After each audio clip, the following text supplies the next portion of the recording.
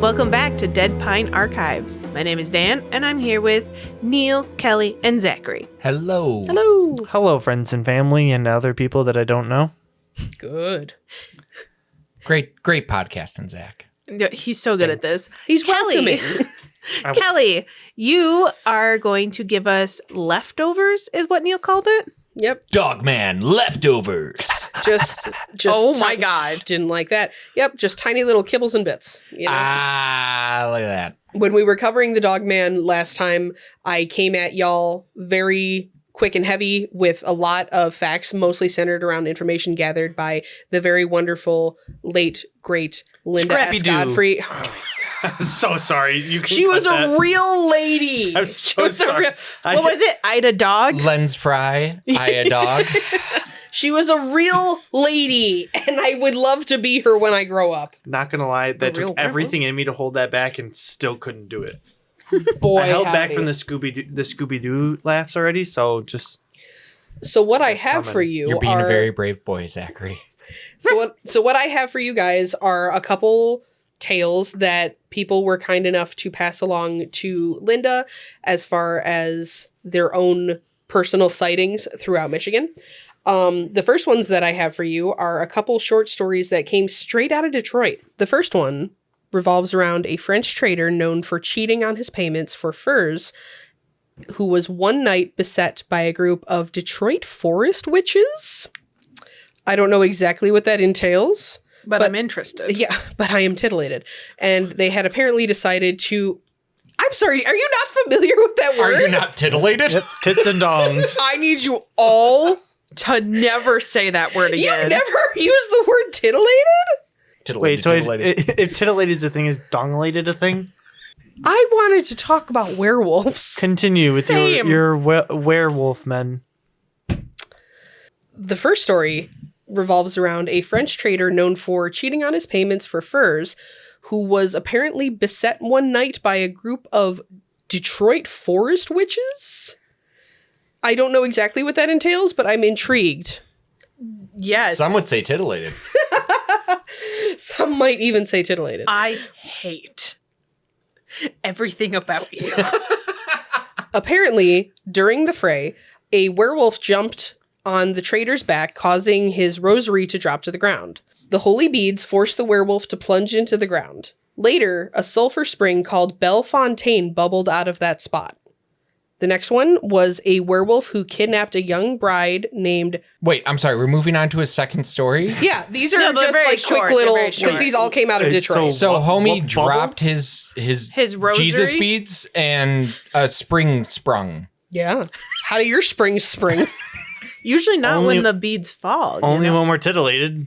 So a werewolf jumped on his back, and that's why he dropped. Yeah, his there beads? were... This man was a French trader in Detroit who hadn't been making his payments. Who hadn't been making his payments, and for that, a group of Detroit forest witches decided to punish him. While they were apparently duking it out, a werewolf joined in and jumped on the trader's back, Oh, so it's causing his rosary to drop to the ground. So, So it the just randomly joined in. It wasn't even part of the witches. There was a lot of overlap between witches and werewolves back in the day. The Venn diagram of witches, werewolves, and the devil is a very close-knit circle. Mhm. So it's usually there's some sort of devil's contract that has a witch involved, and the werewolf can either be some sort of hellhound serving Satan, or it can be somebody that has sought out powers from witches, and they're like, yeah, why don't you be a dog about it? Well, yeah, So, and I like, wonder... Almost like, and I'm sure like familiar, like which is Yeah. familiar crossovers. I was expecting a Well- joke from you, and I'm a little disappointed. but isn't it also, and I could be wrong, so remind me if I am, but in like old lore of witches, couldn't they also turn into animals themselves? Yeah, Okay, sometimes. I thought so, and then they'd have like the witch's mark or Again, whatever. the overlap is a crazy circle. Well, that's what I was There's- saying. Like, I wonder how many were like, that's a witch and a werewolf. Witch wolf, A witch wolf? A witch? a whale witch. Too many W's. You guys are going to start going into that voice that I don't like. I don't like it either. Widowy is a whale witch. All right, going off book for a second, as it goes with witches and werewolves. There is an old legend that I believe was initially based out of France. There had been sightings of a wolf-like creature in the area, and it had been bothering the villagers, stealing sheep, causing mischief, la la la. One night, the hunter's trying to track the beast, and he spots it and fires his musket and shoots the front paw off of it. The beast escapes. I know. The beast escapes. The hunter goes to pick up the severed paw and instead finds a human hand in a pool of blood. He's then like, Hook hand car I door. don't know. Man hand car hook car door. He's then like, I don't know what to make of this. So he goes back home to his wife, where he finds her in one of the back rooms binding a bloody stump. And he's suddenly like, oh my God. And his wife was already on trial for witchcraft potentially. And up until that point, he had been like, I know her. I don't think it's anything like that. But then all of a sudden, everyone's being terrorized by a wolf. He comes back and he's like, oh my God, my wife is a werewolf. There's also another telling of that story where it ends there. It's supposed to be that he goes like, and he's like, well, gotta kill you. Sorry. But there is another telling of that story that gives it a little bit of a pro-werewolf twist, which is the hunter decides to kill his wife by slitting open her belly. And in that moment, a litter of wolf pups tumbles out and he goes insane and kills himself. Okay. So how is that pro-werewolf? Because there's a bunch well, of because babies. it's like, It's just because there's more of them now? sure. I mean, I guess we don't know if And it's like, they were alive. haha, They probably Hunter, didn't- they you probably didn't die. survive. Yeah. Actually, Zach, could you give us your best French werewolf impression? Ooh, ooh, on the spot? Oh.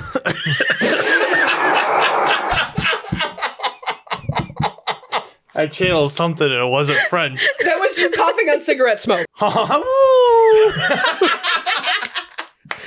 Now, very good, very good. Now, your husband has just shot off your paw. That really hurt. No, you should have. God damn it. I loved it so much, but I really wish you had been like, sacre bleu. We have two options. The perfect. 10 out of 10. No. And that's how it happened, folks. You heard it here. We can also just go back and dub those in while Kelly's telling the story. The sound mixing's getting... Dan, don't give yourself more work. That's a lot of That work. could go but crazy. I do kind of love I it. can make a knife noise. There That It was a big, guys. gun. It was a gun. No, he slit the belly open. That is true. Oh. That's true. Now 12 wolf pups. Another quick little story out of Detroit centers around a werewolf who kidnapped a young bride who we're going to call Angela Not her name. from her wedding feast. This sparked a fierce wolf hunt. While the groom went mad with grief, dramatic, his companions managed to at least sever the werewolf's tail before it jumped into a river and was promptly eaten by a catfish. Area tribal people claim to have the tail, and many members of the tribe refuse to eat catfish to this day. I don't know what that legend teaches us. So, quick question. Mhm. The bride was stolen on her wedding day? Yes. Was she eaten? Does it mention that? Because if the wolf, she never resurfaces. It's just that she was stolen. There was a wolf hunt while the groom did nothing because he was besotted with grief, and his companions cut off the tail. so where the fuck is this wolf? And what? Well, the wolf got the eaten. wolf got eaten. The wolf got eaten by the catfish. But that's what I'm saying. Where's the bride then? In the Also, wolf. the catfish was that big Yeah, they can be pretty big. in Michigan. Well, maybe not Michigan, but Or well, this is Midwest, if anything, right? This one's from Detroit. It Oh, says Detroit. like yeah, in the this Detroit one is River. this is a Michigan story. I don't think our catfish get that big I think they can. to eat a wolf. I don't. well, I don't know A about. werewolf. They can A get werewolf, huge. which is typically bigger than a Catfish normal can wolf. get fucking huge. I'm not saying necessarily a werewolf. Okay, I'm this isn't not. like river monsters though, because I don't think he ever got catfish in our rivers. But let's see. In Michigan, flathead catfish can grow up to be 55.79 kilograms, about 123 pounds, and reach the lengths of 155 centimeters, approximately 61 inches. The largest recorded flathead 61 catfish. inches is how many feet? I don't know. It's certainly 5 not foot, big 1 enough to inch. swallow it. Yeah. 5'1"? I mean, that you. I was the catfish. I will say, 5'1" is enough to eat a lot of food, but maybe not a werewolf size. well, like monster. wolves are Maybe it big. was like Werewolves are super big. Maybe. Well, maybe- It says it was a maybe- werewolf. Maybe it was a corgi. Maybe it was a werewolf who just couldn't grow. I'm not gonna lie though, a 5 foot or 1 foot catfish is bigger than I thought we'd have anyways. Yeah, dude. I know like if you go like up north you're gonna find some like big fish, but I just didn't think all right. Say nowadays there's plenty of things that I'm sure it's eating in the Detroit River. So Probably about that high. Yeah, it's that it's high. me. It's me. Kelly size. Well, she's Yeah. sitting down. Imagine. Imagine Kelly is a catfish. All Right. she does is eat werewolves. Bloop, bloop. A very strict diet. Yeah. I just imagine like werewolf scoops the bride, the groom to be just collapses immediately sobbing. His friends run after the werewolf. Yeah. They grab its tail, cut it off, and then the werewolf jumps into the river, but like again, does not answer my question of where's the bride in all of this. I feel, I mean- and I know it's not how the story depicted it. I feel like the groom went into a room that the bride was in and she was gone, and there was just a dog in there, and he was like, "Oh, you stole her," and stayed. Yeah. Surely she wouldn't leave me. Unhand my wife, you dog. You dog. You dog. You evil dog. You dog. Somebody's Irish wolfhound is just like, burr, burr. I don't have her. Zachary, Irish wolfhound. Can you give me an example of an Irish accent? Can you use it as a sentence? Country of origin. I'm not really Country of good. origin. I don't want to offend any of our Irish listeners. You just We did don't have French. I'm amazing at French. The third story, as a refresher, was centered around a man who became a werewolf to gain power to snatch away a woman he loved who was going to enter a convent. He followed her to a shrine of the Virgin Mary in Grosse Pointe one day and made his move as she stood in prayer in front of the sculpture. Sorry, dumb question. What's a convent? It's where Nunnery. It's where nuns are born. Gotcha. Okay, continue. Wait, what did you say? A nunnery. Yeah. Oh, okay. It's where Why do we laugh? Because it's not where nuns are born. It's not like a nun factory. I Oh, was I'm just sorry. saying For not, I'm not up to date Nuns with my are nun not- lore. nuns are not Nuns- born, they're made. It's a choice. Yeah, they're not like birthed as a nun. You don't know that. I do. The Lord could have came to them and No, said, you do not come out of the womb as a nun. You have to go to schooling. And you have to do a bunch of shit. It No, depends. it's like the Santa Claus rules. You know, every time have I to try to kill take Junie's someone. habit off, it just keeps reappearing. I don't know. I think some people are born to do things and some people are born to be nuns. Yeah, but they still can't, like, in the church be a nun. Maybe not in the church, but in their heart. Meanwhile, just as he sprang at her, she happened to drop to the floor in worship. And the luckless werewolf was turned into stone in mid-leap by the holiness of the Virgin Mary's carved face. That's the stone that you can still find in Grosse Pointe outside of one of the smaller pumping stations. I have seen it on Street View, but I still really want to go visit the rock. It's literally like 5 minutes away. We should. Yeah, So it's that's- very Yeah, close. yeah, The yeah. last time I drove by where it is just to figure out exactly, and it's honestly, it's on the way to Jen's work. I don't know. Yeah. But when I went by it was covered in snow, and I wasn't going to get out of the car and try to. And I wipe can it tell you off. right now, it's covered in snow. Is that the Well, one where they oh, like yeah, there's like a God. vague handprint or something on it? The like a legend paw says- print or something? Yeah, the legend says that if you look closely at one of the sides, there is supposed to be evidence of a wolf paw. Dogman. Neil was signing it to him from across the table. Oh my god, I'm so titillated about this. God, fuck. The luckless... I'm not looking at either of them because I know it's what they want. They're monsters. So the luckless werewolf sounds like a sick-ass band. Oh, the luckless werewolf. That's cute. Or it sounds like it could be like it's A probably kid like. story?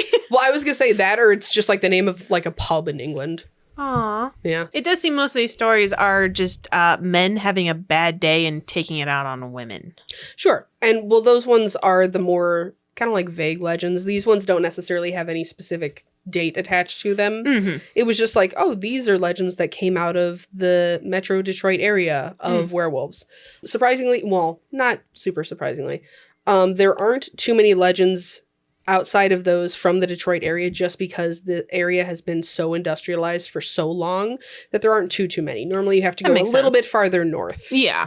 No, that would make sense. The next story comes to us out of Iosco County, Michigan. This one is a little bit more modern. It takes place in the year 2006. Super modern. Yeah, well, I mean, we got cars and phones. Was it 20 years ago? God, my back. This one is centered around a woman who owned farmland. One moonlit night, New Year's Eve in fact, she stuck her feet into a pair of her husband's shoes and headed outdoors at about 20 minutes to midnight to let the family's 3 dogs out and to make sure that the chicken coop was secured against coyotes. In the bright moonlight, she saw something. So she started, So she started to trudge towards the long driveway where the coop was. The moon made it easy to see, and as she passed a row of tall pines, she didn't need a flashlight to make things out almost as clearly as if it were day. As she neared the last pine, a large, dark object caught her eye, and she stopped for a better look. She said she immediately experienced a sick feeling in the pit of her stomach, but told herself that she was just looking at an out-of-place hay bale left from her children's archery practice. Oh my God, they've weaponized the children. Her husband was in bed with a cold, so rather than disturb him, she kept going. She had almost reached the dark hay bale, quote unquote, when it suddenly began to stand up, not wobbling, but rising fluidly until a tall, hairy shape stood before her, close enough that she thought she could have hit it with a rock if she had one. I like her style. She knew it was not human. Yeah, sorry. She knew it was not human, both by its easy movement and by the shape of its head. She was sure, in that moment, that she was a dead woman. The creature, however, turned and walked silently, upright, to the chicken coop and paused in front of the coop's white door. As the creature turned its head, the woman saw its profile and realized that it had a long snout rather than a flat human face. It did not go after the chickens, but stood there as if waiting for her to come and try and save them. She felt as if the creature knew what it was doing and was enjoying her fright. The woman began to slowly back up towards the house, stumbling a bit in her husband's big shoes. Clown shoes, if you will. The creature began to follow, moving every time she did, but faster. She tried stomping the shoes to scare it, but the ploy had little effect. Crying and shaking, she finally screamed, "No!" at it, and it stopped for a moment, only about 2 car lengths away from her now. She screamed a second time, and it stopped again. She continued in that way for a good 5 minutes, that's a lot, never taking her eyes off the creature as it steadily advanced until she reached a point near her yard gate and the creature began to retreat.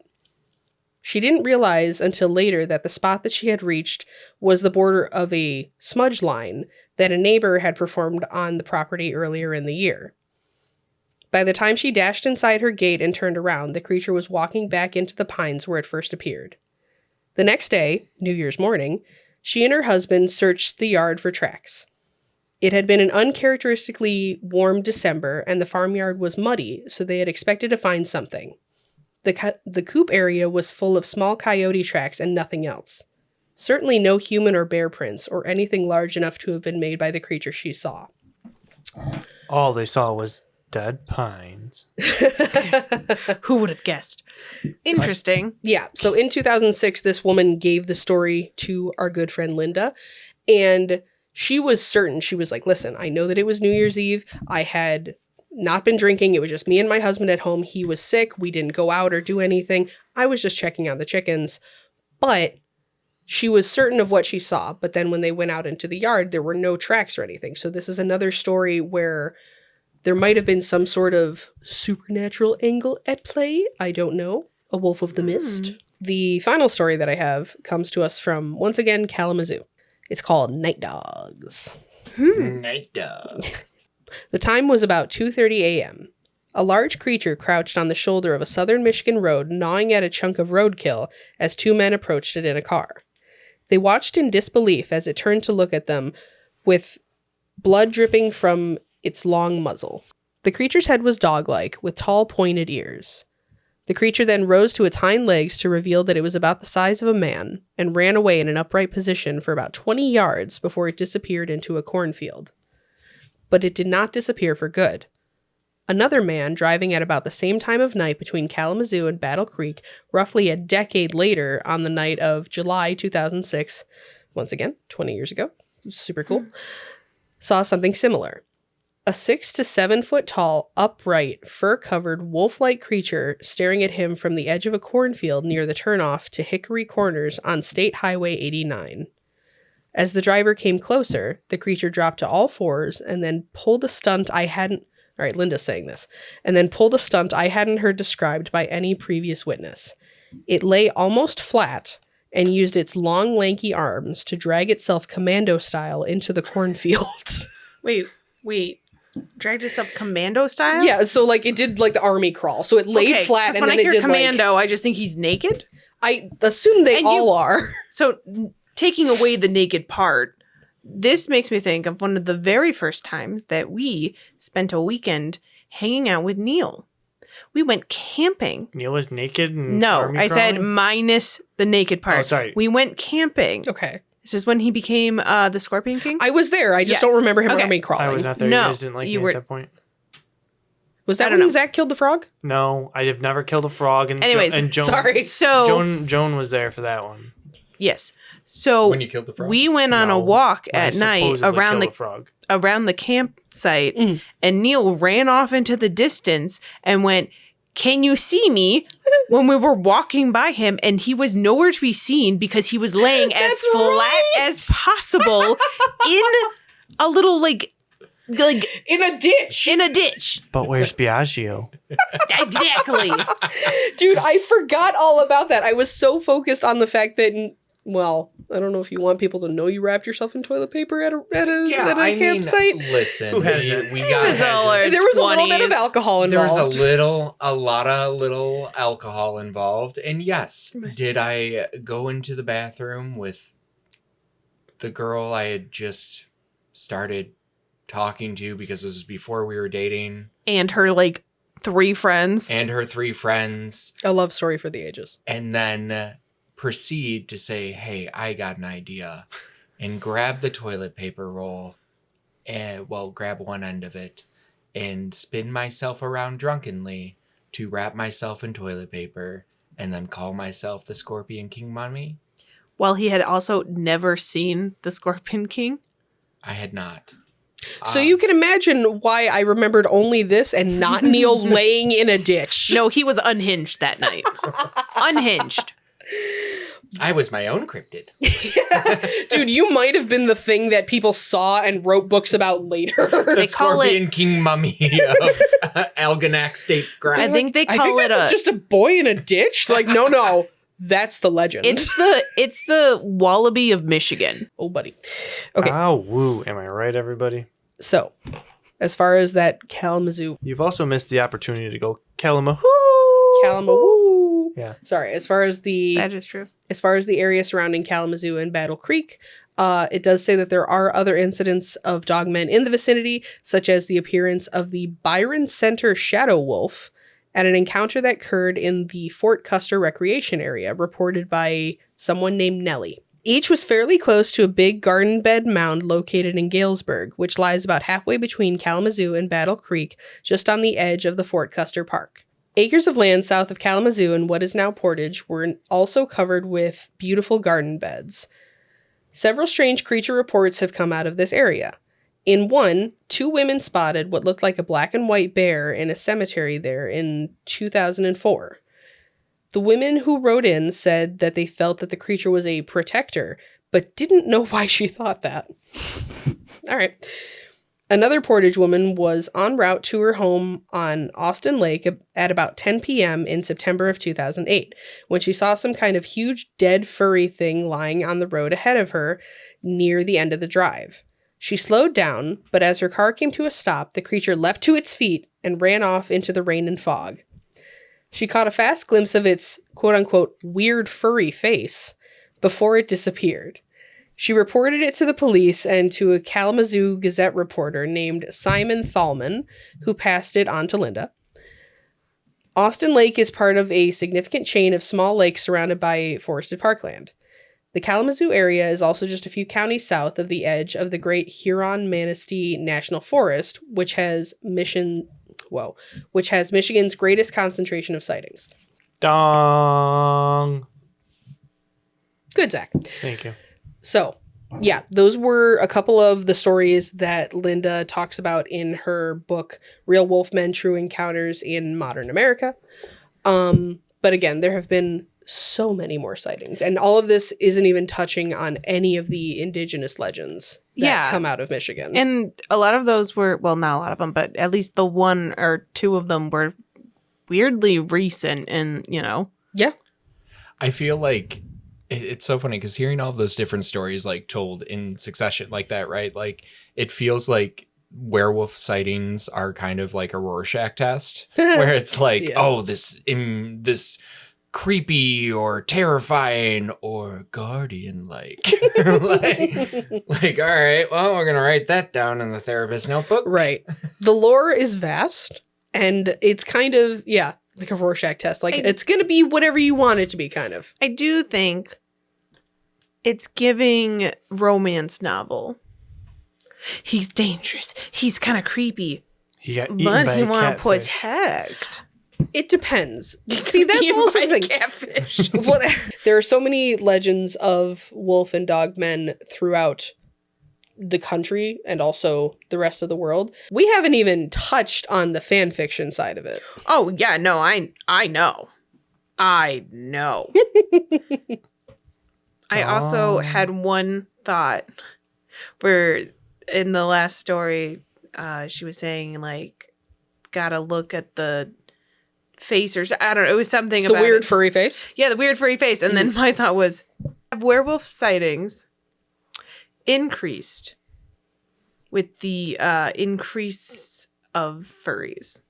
Now, I understand that you're not going to be like walking through the forest and you're going to see a blue wolf and you're going to be like, oh, a werewolf. But like costuming in general has gotten pretty crazy. I'm not gonna lie, I went to a beach and there was at least 15 furries. Did any of them look realistic? Would you have caught them? Like if you saw them out of the corner of your eye, would you have been like, woof? Dude, I love those quadrupedal suits.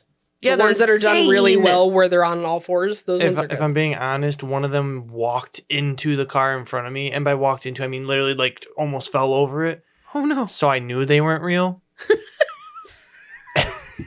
Oh, werewolf? Why? No grace? Well, no, I could see that they were wearing. boys. I could see they were wearing a costume at that point. They weren't real guys. They ran into a car. Well, no, I could see the costume at that point. Well, to be fair, I looked over and they were wearing bikinis. So I kind of knew it wasn't a real wolf. Well, this one, I knew it wasn't a real werewolf because they were only wearing a bikini set of 2. They didn't have a line of 6. yeah, I mean,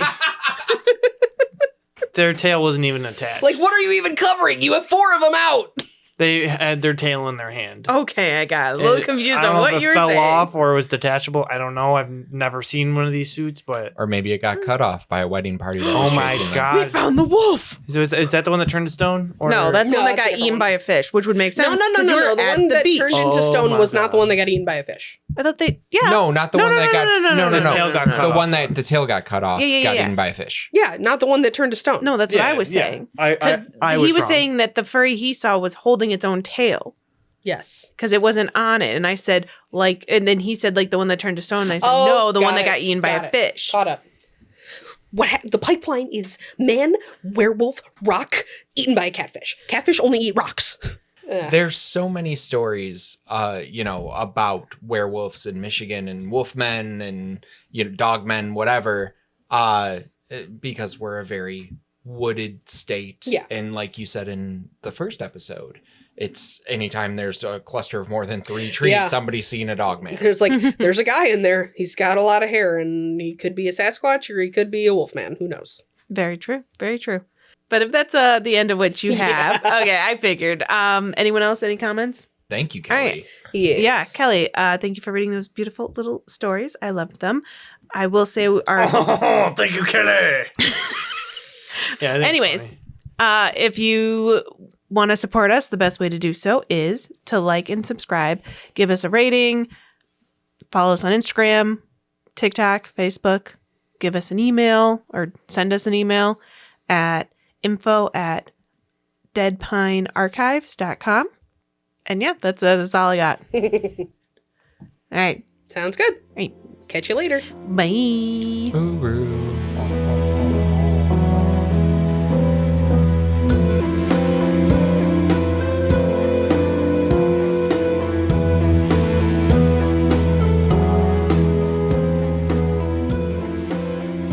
I feel like it's just like the guy with the poles where it's like a guy randomly dropping like 15 poles. 19. And it's just bom, bom, bom, bom. I don't know what the fuck that is. Oh my! I don't know. You don't have to show me right now. It's ASMR of your soft boyfriend. And this is where we lose half the viewers. We're not leaving this in. What the fuck? It's ASMR of your soft boyfriend tucking you in, but then he drops 19 metal poles. Pregnant werewolf, go. Oh. That's what I can't. I don't even. Please, everyone, picture me holding my belly. Well, not me, a werewolf holding his belly. Oh, and just like squinting his face. Oh, He is making a whole gesture that everyone is missing because he is, in fact, wrapping his hands around his own tummy and squeezing his face. Oh my God.